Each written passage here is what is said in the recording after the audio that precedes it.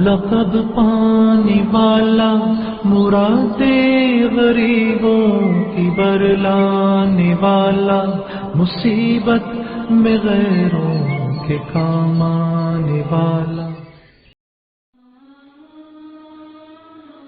جاہلیت کے افق پر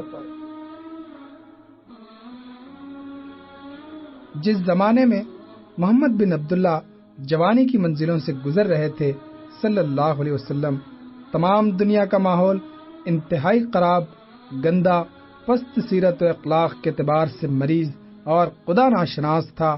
بھارت ورش جہاں کبھی گیان، دھیان اور ویدانت کے سندر دیپک جلتے تھے، سانپوں، برگد اور پیپل کے خداؤں کی پوجا ہوتی تھی، چین کنفیوشس کے فلسفے اوہام میں الجھا ہوا تھا، مصر و یونان میں دیویاں اور عقول اشرا خدا کے شریک کار سمجھے جاتے تھے، اور سارا مغرب انتہائی جہالت بلکہ نیم حیوانیت کے عالم میں زندگی بسر کر رہا تھا۔ عرب جہاں خدا کے برگزیدہ نبی ابراہیم علیہ السلام نے اپنے فرمانبردار اور سعید بیٹے اسماعیل کو ساتھ لے کر صرف خدا واحد و یکتا کی پرستش کے لیے مقدس گھر بنایا تھا اور توحید الہی کا غلغلہ بلند کیا تھا، وہاں پتھر کے خود تراشیدہ بتوں نے خدا کی جگہ لے لی تھی۔ اس مقام پر پہنچ کر عرب کی تاریخ کا ایک واقعاتی پس منظر قلم کے واسطے سے کاغذ پر آنے کے لیے بےتاب ہے۔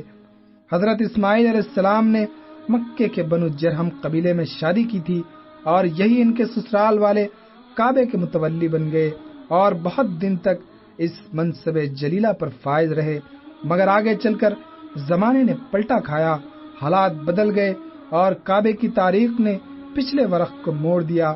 مکے کا ایک باشندہ ربی، جو تاریخ میں عمر بن لہی کے نام سے یاد کیا جاتا ہے، بہت زور پکڑ گیا، آدمی دولت مند تھا، اس لیے اس کے 20 ہوا قوا پیدا ہو گئے۔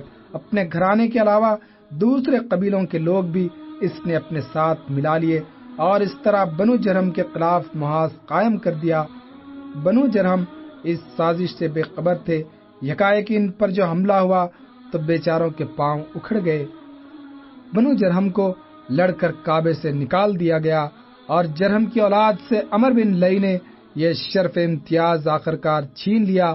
عمر بن لہی اب کعبے کا متولی تھا اور اس طرح مذہبی منزلت بھی اسے حاصل ہو گئی۔ مکے والوں کی سب سے بڑی تجارت گاہ شام کا ملک تھا، قافلے کے قافلے بیچنے اور مول لینے کے لیے آئے دن شام آتے جاتے رہتے۔ بنو جرہم کا حریف عمر بن لہی تجارتی کاروبار کرتا تھا۔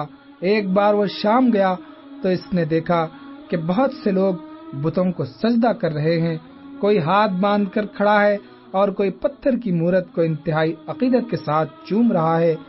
یہ جدت اور نئی بات عمر کو اچھی لگی۔ آپ لوگ یہ کیا کر رہے ہیں؟ عمر نے دریافت کیا۔ پرستش کر رہے ہیں اپنے خداؤں کی، شام کے بت پرستوں نے جواب دیا۔ پرستش اور ان پتھر کی مورتیوں کی؟ کیا کہہ رہے ہیں آپ؟ عمر نے حیرت انگیز لہجے میں کہا، ہمارے معبودوں اور حاجت رواؤں کو پتھر کی مورت کہہ کر تحقیر نہ کرو۔ ان لوگوں نے جواب دیا، اس پرستش سے تمہیں کیا نفع ملتا ہے؟ عمر بن لہی نے پوچھا۔ یہ داستان بہت لمبی ہے، اس کے لیے فرصت کی ضرورت ہے۔ مختصر یہ کہ ہمارے معبود آڑے وقت میں ہمارے کام آتے ہیں۔ دشمن سے جو خونریز جنگ ہوئی ہے، ہم نے ان کو پکارا اور ان کی دہائی دی، بس آن کی آن میں لڑائی کا نقشہ بدل گیا اور فتح و نصرت کا سہرا ہمارے سر رہا۔ انہی کی برکت سے میں برستا ہے اور قحط دور ہو جاتا ہے، یہ بیماروں کو شفا دیتے ہیں۔ اور شام کے بت پرستوں کی بات کاٹ کر عمر انتہائی بیتابی کے ساتھ بولا، تو صاحبو، ان میں سے 2-4 معبود مجھے بھی عنایت فرما دیجئے۔ ہمارے ملک میں آئے دن قحط پڑتا رہتا ہے اور دشمنوں سے لڑائیاں ہوتی رہتی ہیں۔ میں مکے میں شدید وبا چھوڑ کر آیا ہوں، آپ کی اس مہربانی سے ہمارا بھلا ہو جائے گا۔ عمر بن لہی کی درخواست پر اہل شام نے چند بت اسے دے دیے۔ اہل مکہ اب تک بت پرستی سے قطعاً ناشنا تھے، ان کے کانوں میں تو سدا نغمہ توحید گونجتا رہا، مگر عمر بن لہی نے شام سے واپس جا کر پروپیگنڈا کیا، میں شام کے بڑے بڑے امیروں، سرداروں، عالموں اور راہبوں کو بت پرستی کرتا دیکھ کر آیا ہوں۔ انہی بتوں کے افسانوں کو اور نمک مرچ لگا کر بیان کیا، بولا میں نے خود اپنی آنکھوں سے دیکھا کہ مطلع بالکل صاف تھا، خوب دھوپ چمک رہی تھی کہ اتنے میں شام کے ایک سردار نے بت کے سامنے سجدہ کر کے پانی برسنے کے لیے دعا کی، اور بس اتنی سی دیر میں کہ اس کا سر سجدے سے اٹھا، دھواں دھار بارش ہونے لگی۔ اہل مکہ ایک دوسرے کو دیکھ کر مسکراتے ہیں کہ عمر بن لئی ہماری پریشانیوں کا مداوا شام سے لے کر آ گیا ہے، میں بڑی منت سماجت کر کے یہ بت تم لوگوں کے لیے لایا ہوں، ان کی پرستی سے ہمارے دلدر دور ہو جائیں گے، اب ہم جب چاہیں گے آسمان سے مے برس جایا کرے گا، اور جس بات کی تمنا کریں گے پوری ہو کر رہے گی۔ جسمانی آرائش، تن کی راحت اور پیٹ پوجا کا لالچ بہت برا ہوتا ہے۔ اہل مکہ کے دل میں اس کی باتیں گھر کر گئیں اور مکے میں بتوں کی پوجا شروع ہو گئی۔ مکہ تمام عرب کا مرکز تھا، حج کے موقع پر اطراف و اکناف کے لوگ وہاں آتے تھے۔ مکے والوں کو بت پرستی کرتے دیکھ کر ان کو بھی ترغیب ہوئی، اور اس طرح رفتہ رفتہ تمام قبائل عرب میں بت پرستی پھیل گئی، یہاں تک کہ خود خانہ کعبہ میں بت رکھ دیے گئے اور اس کی دیواروں پر تصویریں بنا دی گئیں۔ انسانی فطرت کی بہت بڑی کمزوری ہے کہ جدت اور بدعت کی طرف طبیعت بہت جلد مائل ہو جاتی ہے، حالانکہ بہت سی نئی چیزیں اور جدت ترازیاں انتہائی گمراہ کن اور انسانی معاشرت کے لیے سخت مضر بلکہ قاتل ہوتی ہیں۔ شرک جو پھیلنا شروع ہوا تو مکے کا ایک ایک گھر بت خانہ بن گیا، نہ صرف قبیلہ اور خاندان بلکہ ہر شخص کا اپنا اپنا جدا بت تھا۔ توہم پرستی اور جہالت و نادانی کی انتہا ہے کہ سفر میں پتھروں کے بت ساتھ لے جانے میں چونکہ دقت ہوتی تھی، اس لیے بعض لوگ جو کہ ستو کی مورتیں بنا کر اپنے ساتھ رکھ لیتے، انہیں پوچھتے اور جب ضرورت پیش آتی تو ستو کے بنے ہوئے خداؤں کو گھول کر پی جاتے۔ یمن میں کواکب پرستی کا زور تھا۔ امیر کا قبیلہ سورج کی پرستش کرتا تھا، کنانا کا ماہتاب خدا تھا، اور اس طرح دوسرے قبیلوں اور علاقوں میں عطارد اور زہرہ و مشتری کی پوجا ہوتی تھی۔ کہانت، جھاڑ پھونک، ٹونے ٹوٹکوں اور جادو کی بھی خوب اشاعت تھی۔ دل و دماغ پر شرک پوری طرح چھایا ہوا تھا۔ خدا پرستی کے تصورات رخصت ہو چکے تھے۔ ورقہ بن نوفل جیسے دو چار اہل بصیرت اور خدا شناسوں کے سوا سارا عرب ہدایت کی روشنی سے یکسر محروم ہو گیا تھا۔ انسان کی سب سے بڑی بد نصیبی اور گراوٹ خدا ناشناسی اور اپنے خالق و معبود سے دوری اور بیگانگی ہے۔ یہ تو عرب کے مذہب اور معتقدات کا عالم تھا۔ اب رہے اخلاق تو ایک خدا شناس قوم جو آخرت کے محاسبے اور عقوبت کے تصور سے یکسر عاری اور نابلد ہو، اس کو بد اخلاق اور معصیت آلود ہونا ہی چاہیے۔ جہاں اس خیال پر زندگی کی بنیاد ہو کہ کھایا پیا، چین کے مزے اڑائے اور جب وقت آیا مر گئے، پھر نہ کوئی زندگی ہے اور نہ کسی قسم کی باز پرس، بس جو کچھ ہے یہی عالم کون و فساد اور دنیا رنگ و بو کی زندگی ہے، وہاں پاک بازی اور نیکوکاری کی جگہ فسق و فجور اور سیاہ کاریاں پائی جائیں تو اس میں حیرت کی کیا بات ہے۔ عرب بہت شجاع، بہادر، جری اور بے باک تھے، مگر شجاعت کا سارا زور آپس کی خونریزیوں اور مارکہ آرائیوں میں صرف ہوتا تھا۔ کسی شخص کا اونٹ دوسرے کی چراگاہ میں چلا گیا، بس اتنی سی بات پر خون خرابہ ہو گیا۔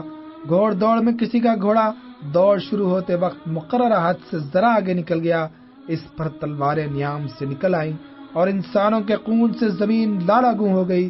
پھر ان لڑائیوں کا سلسلہ انتقام در انتقام کی صورت اختیار کر لیتا اور صدیوں تک قبیلوں میں چشمک رہتی۔ خونریزی اور قتل و غارت گری عربوں کے لیے کھیل تھا۔ انسانی جان کی ان کی نگاہ میں کوئی قدر و قیمت ہی نہ رہی۔ جیسے درختوں کی ڈالیاں اور گھاس کی پتیاں کاٹ دی اور مسل دی جاتی ہیں، بالکل اسی طرح وہ شقاوت پیشہ بھی ایک دوسرے کا گلا کاٹ کر کسی طرح کی پشیمانی اور ندامت و افسوس کا اظہار نہ کرتے تھے۔ انسانوں کے جسم ان کے نزدیک مٹی کے گھروندے تھے، جب چاہا توڑ پھوڑ ڈالا۔ شراب ان کی گھٹی میں پڑی تھی، شرابیں پی کر ناچتے، گاتے بجاتے اور بدمستیاں کرتے۔ ساغر و مینا اور بادہ و شاہد ان کی زندگی بن گئے تھے۔ ان کے ایک مشہور شاعر کو جب قتل کی سزا تجویز ہوئی اور اس سے پوچھا گیا کہ تم کس طرح قتل ہونا چاہتے ہو تو اس نے تمنا ظاہر کی کہ خوب شراب پی کر جب میں انتہائی مست بے قود ہو جاؤں تو میری فصدیں تیز اور گہرے نشتر سے کھلوا دینا، یہاں تک کہ خون ٹپکتے ٹپکتے مجھ میں جان باقی نہ رہے۔ ان میں ایسے شقی القلب بھی تھے جو اپنے دشمنوں کو قتل کرنے کے بعد ان کی کھوپڑیوں میں مزے لے لے کر انتہائی فخر و غرور کے ساتھ شراب پیتے۔ قمار بازی اہل عرب کا محبوب شغل تھا۔ لوٹ مار، چوری، بددیانتی، ہیلا گری، وعدہ خلافی اور دروغ بانی کو وہ آرٹ سمجھتے تھے۔ ایک دوسرے کو دھوکہ دیتے، جھوٹی قسمیں کھاتے، عہد و پیمان کرتے اور توڑ ڈالتے، قافلوں کو لوٹتے، یتیموں کا مال ناجائز طریقے سے دبا لیتے، اور ستم بالائے ستم یہ کہ ان تمام برائیوں کے باوجود ان کا دعویٰ تھا کہ ساری دنیا میں بس وہی عزت و شرافت کے مالک ہیں۔ وہ غیور تھے مگر ان کی غیرت انتہائی شقاوت اور سنگ دلی کے سانچے میں ڈھل گئی تھی۔ لڑکی کا بیاہنا ان کے نزدیک اور سمجھا جاتا تھا۔ قانون فطرت سے وہ اس طرح جنگ کرتے کہ لڑکیوں کو پیدا ہوتے ہی زمین میں دفن کر دیتے۔ سینکڑوں ہزاروں جانیں اسی جاہلانہ غیرت اور شقاوت کی بھینٹ چڑھ گئی۔ مائیں اپنی لڑکیوں کو پیدا ہوتے ہی چھپانے کی کوشش کرتی، مگر یہ درندے ان کے دھڑکتے سینوں سے پھول سی بچیوں کو چھڑا کر زمین میں گاڑ دیتے۔ مامتا دیکھتی کی دیکھتی رہ جاتی۔ عربوں کے میلوں ٹھیلوں میں کھیل کود، تفریح، فحش کلامی اور اریاں شعر و شاعری کا مظاہرہ ہوتا۔ ان کی شاعری گویا اس زمانے کا ادب لطیف اور ترقی پسند ادب تھا۔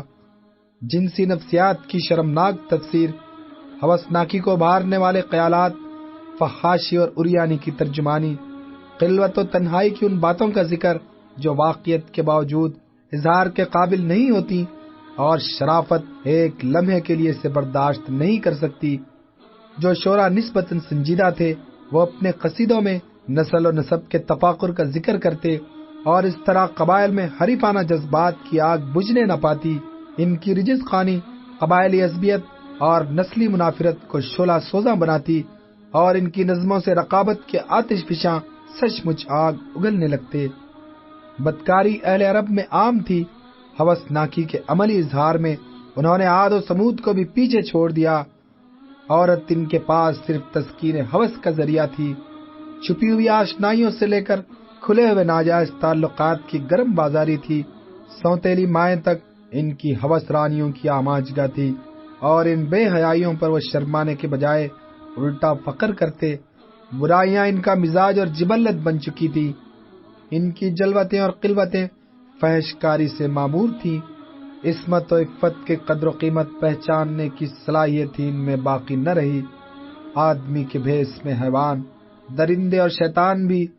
شیطان نے صرف ایک سجدے سے انکار کیا تھا، اور یہاں پر پوری زندگی انکار و الحاد اور عصیاں و فجور میں بسر ہوتی تھی۔